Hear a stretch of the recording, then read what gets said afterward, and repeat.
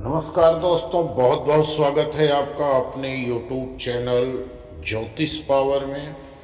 आज हम आप लोगों को मोती के गुण के बारे में, शुद्धता की जांच कैसे होगी, दोषपूर्ण मोती धारण करने से क्या हानि होगी, मोती के उपरत्न क्या हैं और मोती को कौन धारण कर सकता है जन्म कुंडली के हिसाब से और ग्रहों के हिसाब से, दृष्टि के हिसाब से पूरी जानकारी दूंगा। इस वीडियो पर आप अंत तक जरूर बने रहना। यदि आप हमारे चैनल पर पहली बार आए हैं तो चैनल को सब्सक्राइब कर लेना।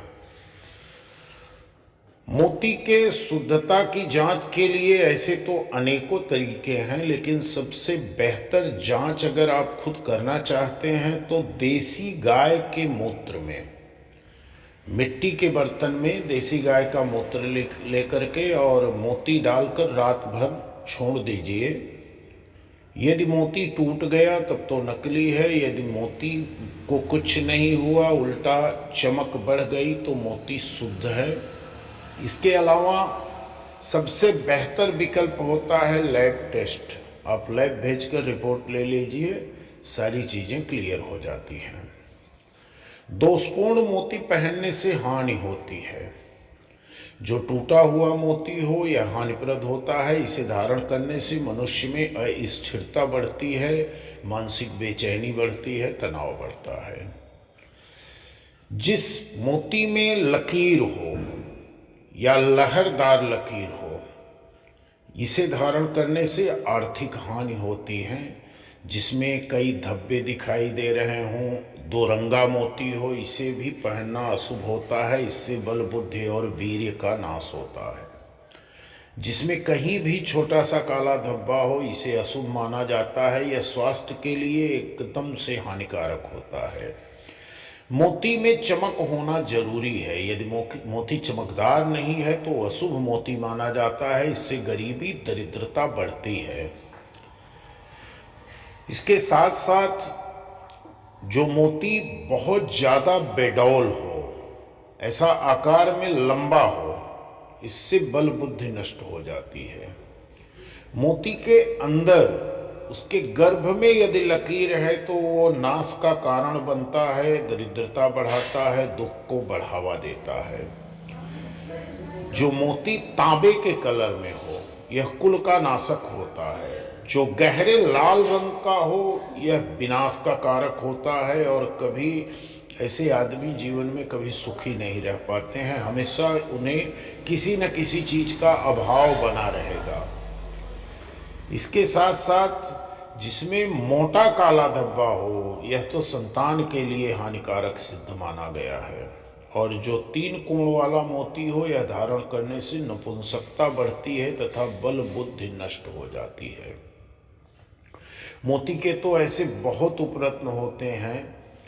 निमरू होता है और इसका ये भी मोती के जैसा ही दिखता है, लेकिन सबसे बेहतर चंद्रकांता होता है। चंद्रकांता मोती का सबसे बेहतर उपरत्न है और मोती से मिलता जुलता लगभग काम भी करता है। और चंद्रकांता मणि को चांदी में ही पहना जाएगा, मोती के जगह पर ही सबसे छोटी अंगुली में धारण करेंगे। और यह श्वेत नीले रंग के साथ और काफ़ी चमकीला पत्थर होता है। मोती चंद्रमा का रत्न है। जिनकी कुंडली में चंद्रमा क्षीण, दुर्बल या दूषित हो, उन्हें मोती अवश्य पहनना चाहिए। इससे चंद्रमा को बल मिलता है और आपको लाभ मिलता है। यदि जन्म कुंडली में चंद्रमा सूर्य के साथ हो या सूर्य से अगली 5 राशियों में कहीं भी स्थित हो तो वह क्षीण माना जाएगा। ऐसे व्यक्ति को मोती अवश्य धारण करना चाहिए। केंद्र में पड़ा चंद्रमा हल्का होता है। ऐसी स्थिति में भी धारक को मोती पहन लेना चाहिए। यदि चंद्रमा द्वितीय या धन भाव का स्वामी होकर कुंडली के 6ठे स्थान में स्थित हो तो मोती धारण करना श्रेयस्कर माना गया है। कुंडली में चंद्रमा पंचमेश होकर 12वें भाव में, सप्तमेश होकर दूसरे भाव में, नवमेश होकर चतुर्थ भाव में, दशमेश होकर पंचम भाव में, तथा एकादशेश होकर खष्टम भाव में स्थित हो तो ऐसे व्यक्ति को तुरंत मोती धारण कर लेना चाहिए। यदि आपको इन सब चीज़ों की समझ न हो तो आप मुझे कॉल करके भी जानकारी ले सकते हैं, या अपनी कुंडली विश्लेषण करवाना चाहते हैं तो भी आप हमें कॉल कर सकते हैं। हम आपकी कुंडली का विश्लेषण करके आपको बताएंगे कि आपको मोती धारण करना है या नहीं धारण करना है। धारण करना है तो किन परिस्थितियों में धारण करना है।